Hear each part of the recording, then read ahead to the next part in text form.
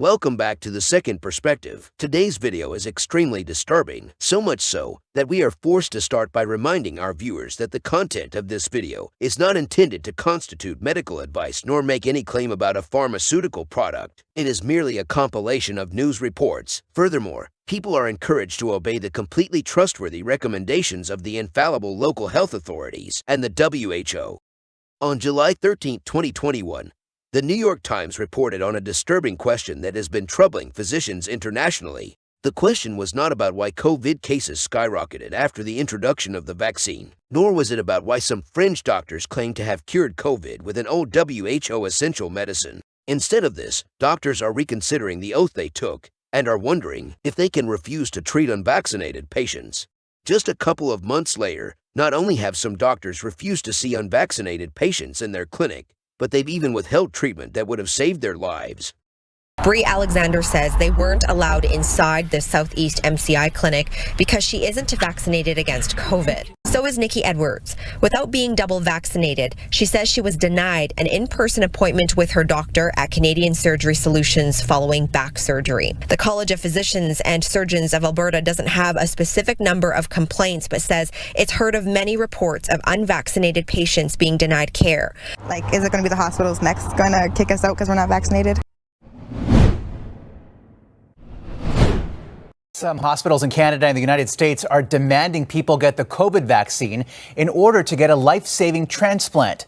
There are often long waits for organ transplant, a scarce resource, with some 4,300 Canadians on the list for the gift of life.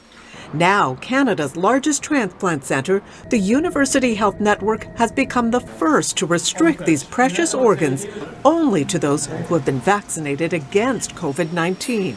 Certainly, many other programs are very seriously looking at this. You can't be actively drinking and be listed for a liver transplant. You can't actively be smoking and be listed for a lung transplant. And this is the same kind of thing, really. Even those who are already on the transplant waiting list may not have a choice, with those not vaccinated facing the possibility they may lose their spot. This was actually more than just a possibility. It turns out that before any of this was public, 56-year-old Annette Lewis, already on the list for a lung transplant, was told by her doctor to either take the shot or be removed from the wait list. Have a listen for yourself. The policy is that all pre-transplant patients are to get their COVID shot. I am very comfortable, not suggesting, but saying you have to do this or else we'll have to put you on hold. What do you mean?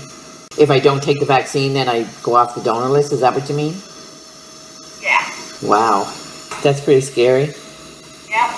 And the same thing is also happening in the United States. A woman needing a kidney transplant says she has been removed from the recipient list at UC Health. The hospital says all transplant patients have to be vaccinated. Tori, you had a chance to talk with the woman and her friend who's willing to donate a kidney. The woman I spoke with today says she was on track to get her kidney by the end of the year.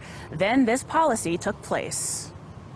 My kidneys took a dive and I ended up in stage 5. The average wait for a kidney is time Leilani Lutali doesn't have. A friend she met just 10 months ago is willing to save her life. She's essentially packed her suitcase with my kidney and showing up at the hospital. Jamie Fogner didn't get the vaccine.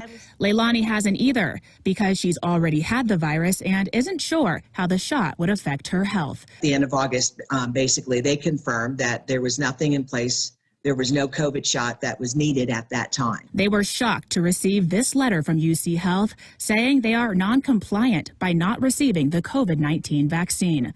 Now it's get the vaccine or don't get the transplant. Her life has now been held hostage because of this mandate. Can I sit here and allow them to murder my friend when I've got a perfectly good kidney and can save her life? The women tell me they have not been able to find a hospital in Colorado that will perform the transplant while they're unvaccinated. That leaves us with one final question. What if the person in need of the transplant is vaccinated but the healthy donor is not? Well, words simply cannot explain what you are about to see next. Mike's doctors at the Cleveland Clinic told the Gannams there was no time to waste.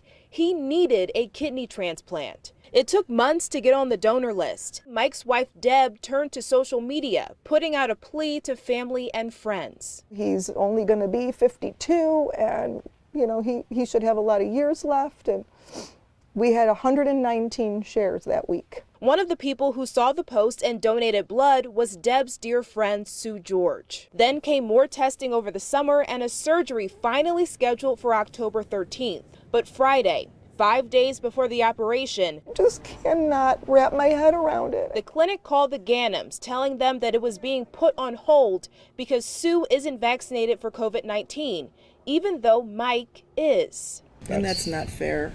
I'm just so afraid. I'm so afraid all over again. I mean, we were crying and crying so many tears of joy and gratefulness over this happening, and now it's the opposite. I'm just so afraid. If you enjoyed this content, be sure to subscribe and visit our channel for more videos on The Second Perspective.